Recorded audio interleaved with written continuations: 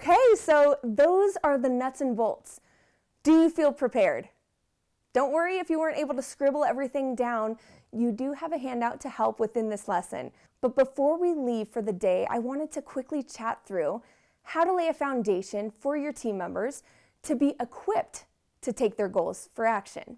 First, we're going to talk about sharing context. This is really your responsibility as their manager to get that context from your brain into their day-to-day.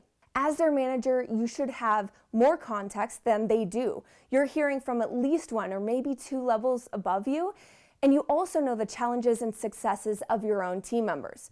So sharing what you know can make them feel valued and trusted, as well as give them that extra information that they need to take their project just one step further.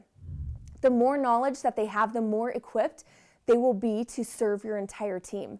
And it's our duty as managers to provide the tools, or at least enhance the tools that they have for them to do their jobs. These are the jobs we've asked them to do. Let's equip them. Speaking of tools, our team members also need to have the right resources to work with. This seems obvious, but there's a chance that the resources you expect them to tap into to complete a certain project or goal aren't ones they've even seen before.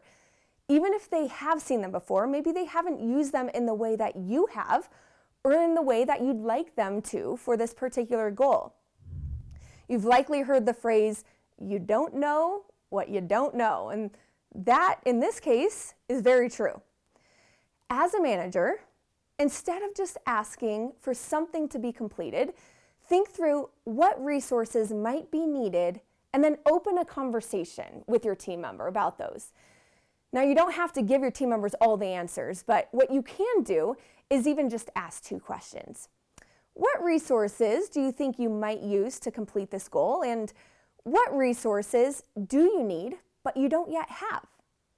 This practice is not only going to help you determine what is needed for them in the moment, but it will also allow them the growth mindset of really prepping the groundwork before launching into a goal or endeavor. This extra thoughtfulness, it can lead to a faster turnaround, an easier or smoother process for your team member, and then, for everyone, more advantageous results overall. Now, beyond internal context, I came up with just a few resources that you might be able to offer your team members. One would be recommendations of books, articles, podcasts that can help them with their education around a new skill set or goal. Also, access to courses or other trainings.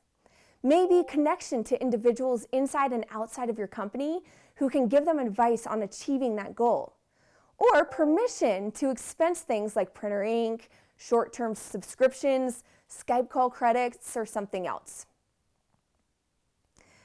Now, the last way to equip team members to tackle the goals they've set and that you've helped them set is to participate in those postmortems that we discussed earlier. After the goal period has ended, it's important that we talk through what went right and what didn't go so right. Now, this is the time to celebrate full-fledged successes, to recognize progress, and also to chat through learnings when goals weren't hit.